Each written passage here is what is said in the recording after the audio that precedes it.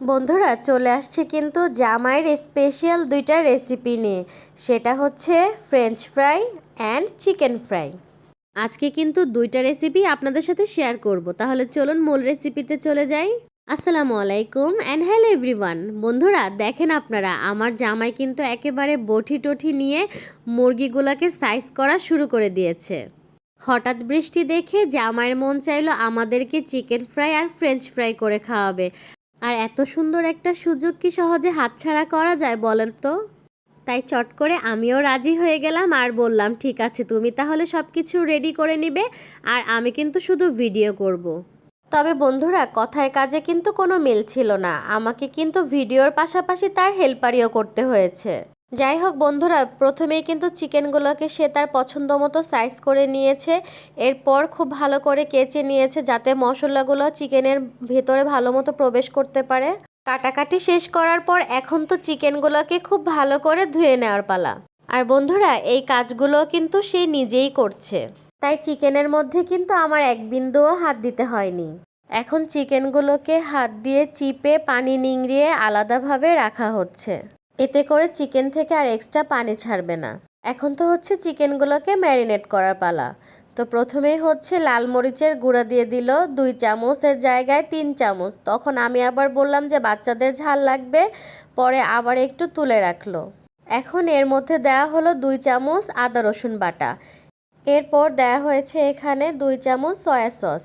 এরপর দেওয়া হলো 1 চামচ ধনিয়ার গুঁড়া। এরপর দেওয়া হলো পরিমাণ মতো টমেটো সস। এখানে কিন্তু এখন আরও একটা জিনিস দিবে, সেটা হচ্ছে গিয়ে ডিম। আর ডিমের কিন্তু কুসুম দেওয়া যাবে না, শুধুমাত্র সাদা অংশটাই দিবে। এটা হচ্ছে তার সিক্রেট রেসিপি। এখন এটাকে খুব ভালো করে হাত দিয়ে মাখিয়ে নিতে হবে, কারণ মাখানো ভালো না হলে কিন্তু মশলাগুলো চিকেনের ভেতরে ভালো করে প্রবেশ করবে না। বন্ধুরা জামাই আমার ভুলে গিয়েছে লবণ দিতে।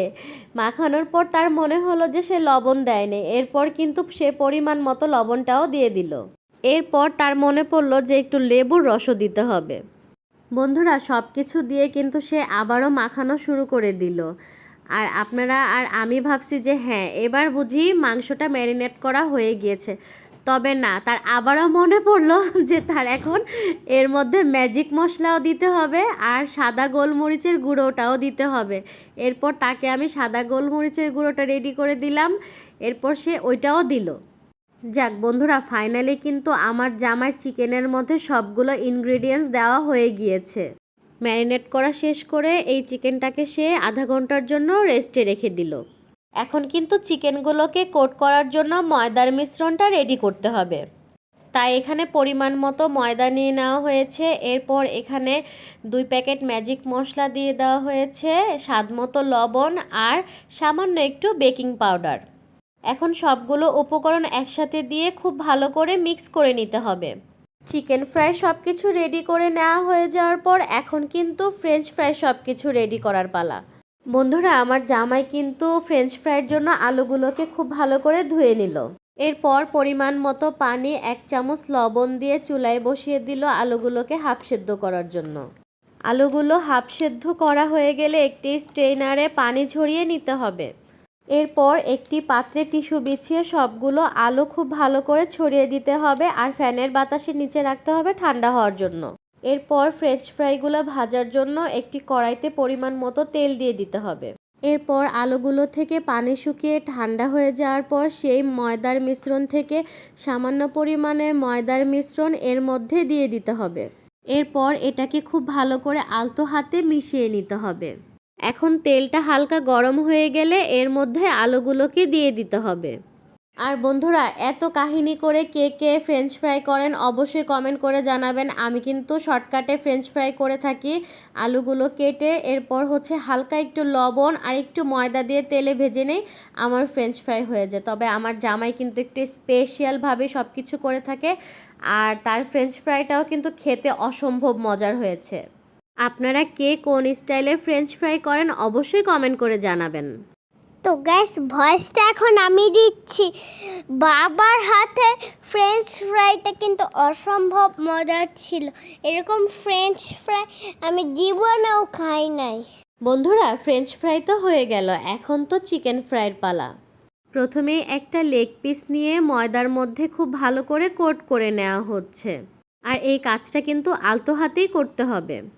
প্রথমবার কোটিং করার পর এখন এটাকে পানিতে ভিজিয়ে রাখতে হবে। আর আমার জামাইকে দেখলাম এটাকে পানিতে ভেজানোর পর সে 1 2 3 এভাবে গুনতেছিল। 1 মিনিট নাকি রাখতে হবে।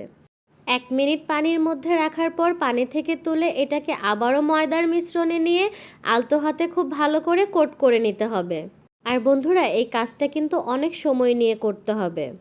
তাহলেই কিন্তু আপনাদেরও চিকেন ফ্রাই লেয়ারিংটা আমার জামাইয়ের মতো ঠিক এমনই হবে।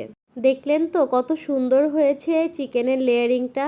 এখন তো গরম তেলে চিকেনটাকে দিয়ে দেওয়ার পালা। এ পর্যায়ে খেয়াল রাখতে হবে প্রথমে চুলার জালটা হাই হিটে রেখে পরবর্তীতে মিডিয়াম করে দিতে হবে। এতে করে চিকেনগুলো উপর থেকে ক্রিস্পি হবে আর ভেতর থেকে খুব সুন্দর জুসি হবে। আর বন্ধুরা, জামাই কিন্তু চিকেনগুলোকে কোট করছে আর আমি কিন্তু ভেজে নিচ্ছি। বন্ধুরা, এই হচ্ছে আমাদের চিকেন ফ্রাই ফাইনাল লুক। দেখলেন তো বন্ধুরা কত সুন্দর হয়েছে চিকেনের উপরের লেয়ারিংটা। কেএফসির থেকে কিন্তু কোনো অংশে কম হয় নাই। দেখতে যতটা সুন্দর হয়েছে, খেতে কিন্তু কেএফসির থেকেও অনেক বেশি মজার হয়েছে। তো গাইস, চিকেন ফ্রাইটা কিন্তু অসম্ভব মজার হয়েছে, পুরো কেএফসির থেকে মজা। তো গাইস, আজকে আমার বাবার রেসিপিটা কেমন হয়েছে অবশ্যই কমেন্ট করে জানাবেন। আল্লাহ হাফেজ।